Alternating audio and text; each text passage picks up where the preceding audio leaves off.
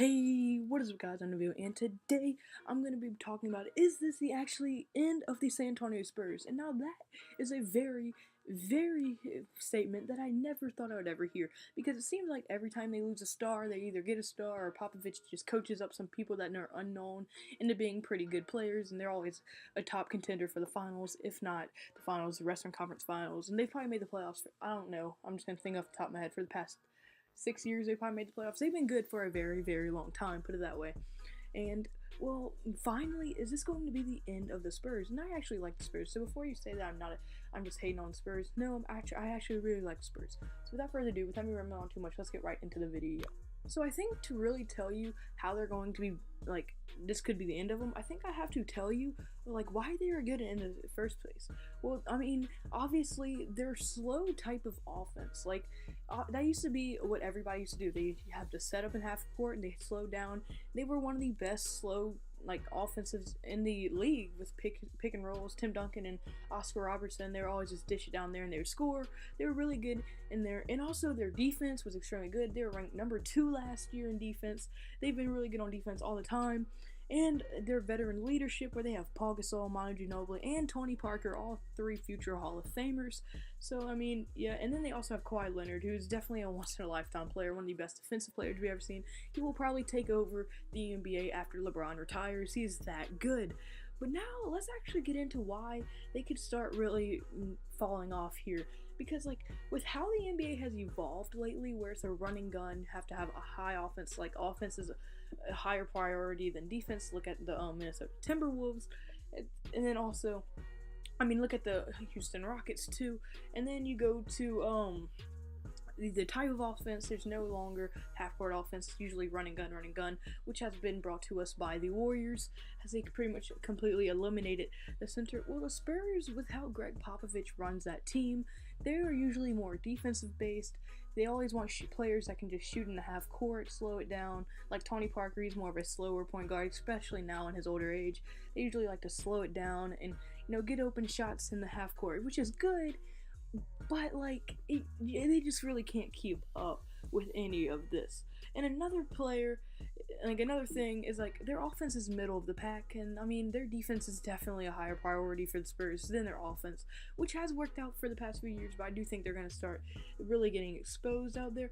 And also, 7 out of their 10 key players were over the age of 30, so even if they did want to go into that run and gun style offense, I don't even think they could, because their biggest mover is Rudy Gay, who is 30 years old. Tony Parker is extremely old, going to probably retire next year. Manu Ginobili, he will probably retire next year. I thought he was going to retire this year, but he's probably going to retire next year.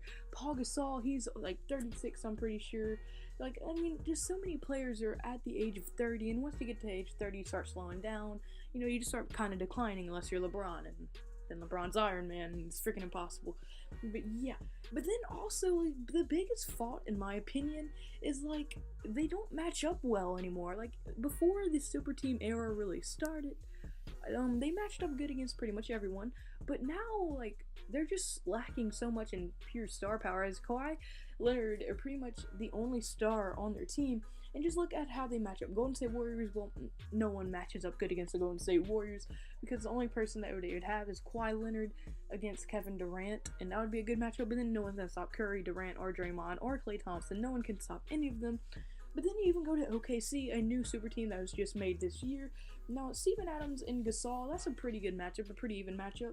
And then you have Paul George against Kawhi. Kawhi wins that matchup, but who's going to stop last year's reigning MVP, who averaged a triple-double, and Russell Westbrook? Because we obviously know he can take over a game. So who's going to stop him in that matchup? Tony Parker or Devontae Murray? I do not think so. But then you even go to Minnesota, another new super team to combat the Warriors.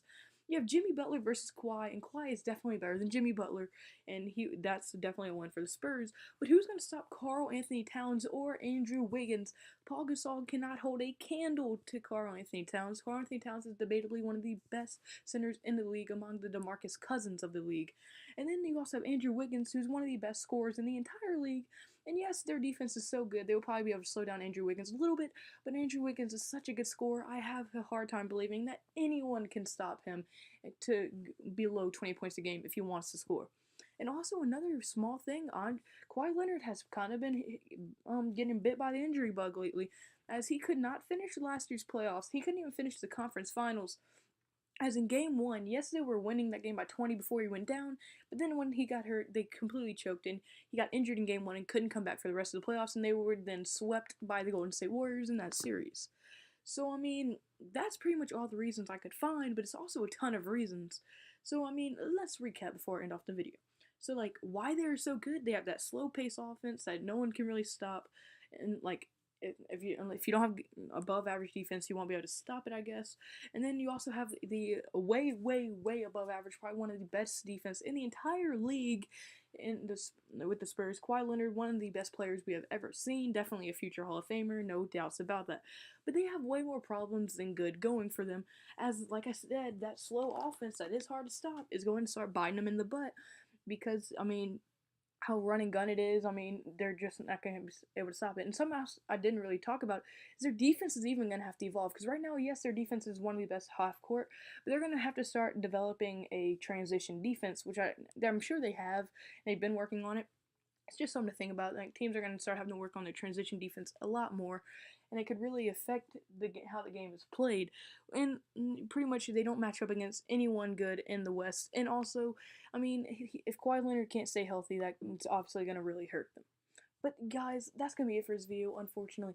So if at any point you like the video at all, hit the like button and the subscribe button. And comment below if you want more videos like this, or you want me to like what if videos or next super team videos. And if you don't know what the next super team is, it actually is a series that I do for every team on why they could be good.